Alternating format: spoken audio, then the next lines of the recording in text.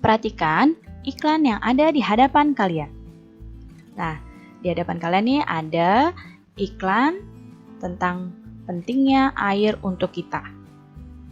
Nah, berdasarkan iklan ini, kira-kira apa ya kata kunci dari iklan di samping?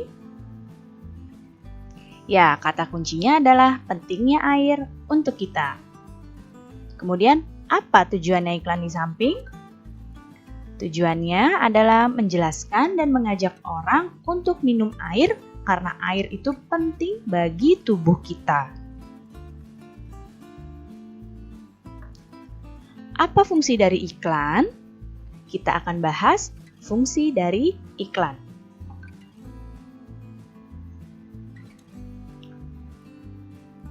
Iklan berfungsi untuk mempromosikan sesuatu, baik itu barang maupun jasa.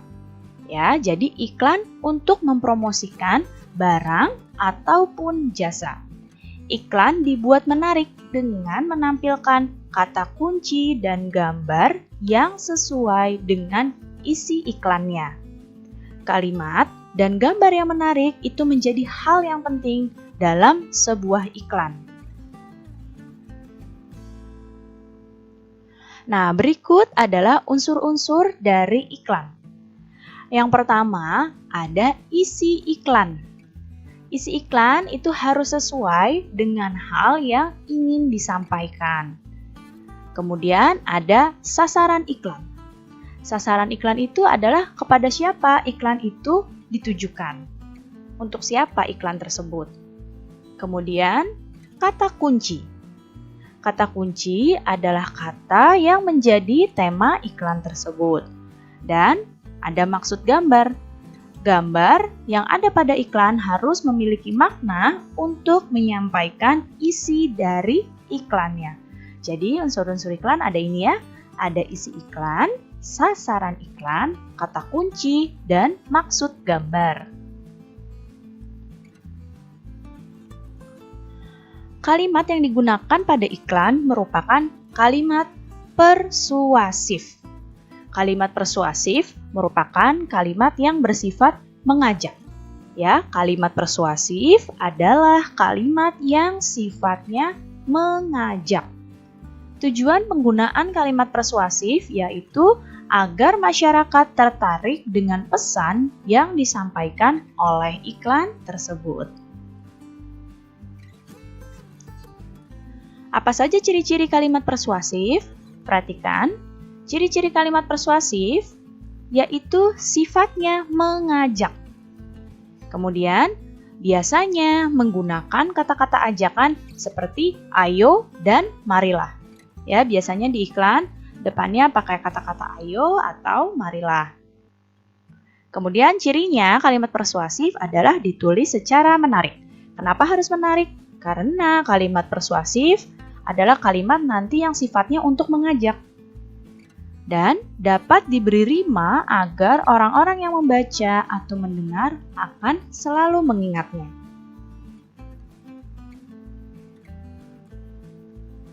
Nah, sekarang perhatikan lagi iklan berikut. Nah, ada gambar sebuah iklan. Coba dilihat baik-baik gambar iklannya. Dan jawab pertanyaan ini, apa kata kunci dari iklan ini? Ya, kata kuncinya adalah sarapan sehat. Ya, kemudian bertutur tentang apa iklan di samping? Bertutur tentang apa iklannya? Ya, ajakan sarapan sehat sebelum jam 9. Kemudian, kepada siapa iklan ditujukan? Iklan ini ditujukan kepada seluruh masyarakat. Kemudian, apa makna gambar yang ditampilkan pada iklan di samping?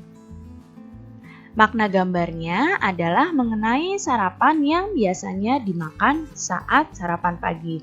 Lihat ya, di sini gambarnya adalah makanan yang biasa dimakan pada sarapan.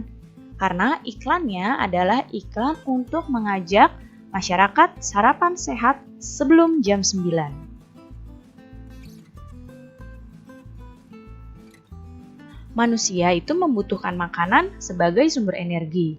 Nah, oleh karena itu kita harus makan secara teratur. Makanan yang masuk ke tubuh kita diolah menjadi zat-zat yang penting yang dibutuhkan oleh tubuh manusia.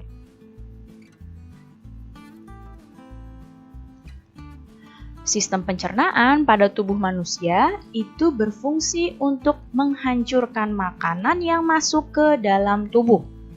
Makanan yang semula dalam bentuk kasar dapat berubah menjadi bentuk yang lebih halus dengan bantuan gigi dan enzim. Ya, ketika kita makan, makanan itu belum halus. Nah, kemudian makanan yang kita makan kita gigit. Nah, di situ makanan akan diolah dari bentuknya kasar, kemudian masuk ke pencernaan, dirubah lagi menjadi bentuk lebih halus. Dengan bantuan apa? Gigi dan enzim. Pencernaan manusia itu dibagi jadi dua jenis. Ada pencernaan mekanis, ada pencernaan kimiawi. Pencernaan mekanis itu pencernaan dengan bantuan alat pencernaan. Ya, mekanis dengan bantuan alat pencernaan. Di mana terjadinya pencernaan mekanis? Terjadinya pencernaan mekanis itu di mulut dan di lambung. Sedangkan pencernaan kimiawi adalah pencernaan yang melibatkan enzim-enzim pencernaan. Ya, pencernaan kimiawi adalah pencernaan yang melibatkan enzim-enzim pencernaan.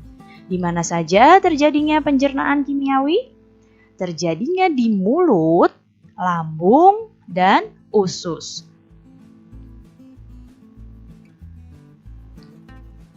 Nah, bagaimana ya sistem pencernaan manusia? Nah, sekarang kita akan lihat bagaimana sistem pencernaan manusia. Perhatikan gambar berikut ini. Nah, ini adalah gambar organ pencernaan manusia.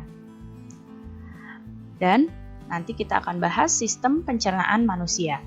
Pertama ada mulut. Di mana mulut? Nah, ini adalah mulut di sini.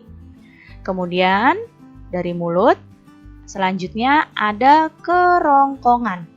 Lihat panahnya. Nah, kerongkongan yang ini, ya. Perhatikan panahnya, kerongkongan yang ini. Kemudian lambung. Lambung yang ini. Perhatikan panah yang Ibu tunjuk, lambung yang ini. Kemudian usus halus. Usus halus yang ini. Ya, usus halus yang ini. Kemudian usus besar yang ini nih. Ya, yang digambarnya warna hijau. Ya. Ini adalah usus besar. Dan anus yang mana? Anus yang ini. Kita ulangi lagi. Ini pertama mulut. Ya, makanan masuknya lewat mulut. Nah, di sini makanan masuk lewat mulut, dikunyah oleh gigi. Setelah halus, masuk ke kerongkongan. Jadi, kerongkongan ini adalah penghubung antara mulut dengan lambung. Kemudian, setelah melewati kerongkongan, makanan masuk ke lambung. Di sini makanan dicerna lagi. Setelah dari lambung, makanan masuk ke usus halus. Nah, dari usus halus ini makanan diserap sari-sari makanannya. Setelah habis diserap sari-sari makanannya, masuk ke usus besar. Nih yang ini, yang warnanya hijau ini masuk ke usus besar. Usus besar ini adalah untuk menyerap air dan sisa makanan dan kotoran yang sudah tidak diperlukan lagi oleh tubuh keluar melalui anus. Ya, ini keluar melalui anus di sini. Oke. Nah, berikut adalah urutan sistem pencernaan pada manusia. Perhatikan baik-baik ya.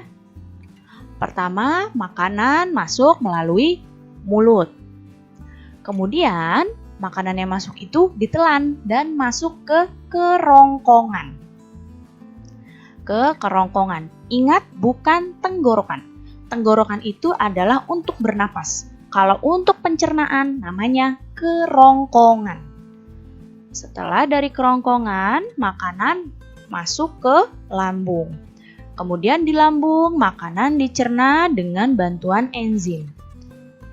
Setelah dicerna dengan enzim, makanan masuk ke usus halus untuk diserap sari-sari makanannya. Ya, makanan diserap sari-sari makanannya di usus halus. Dari usus halus, makanan menuju usus besar. Di sini, makanan yang masuk usus besar itu sudah tidak ada sari-sari makanannya, hanya tinggal air. Di sini, di usus besar itu penyerapan air dari makanan ini. Nah, setelah diserap airnya, tinggal sisa-sisa makanannya. Sisa-sisanya akan keluar melalui anus. Jadi pertama mulut, kemudian ke kerongkongan, setelah dari kerongkongan ke lambung, setelah dari lambung ke usus halus, setelah dari usus halus ke usus besar, setelah dari usus besar sisa makanannya keluar melalui anus.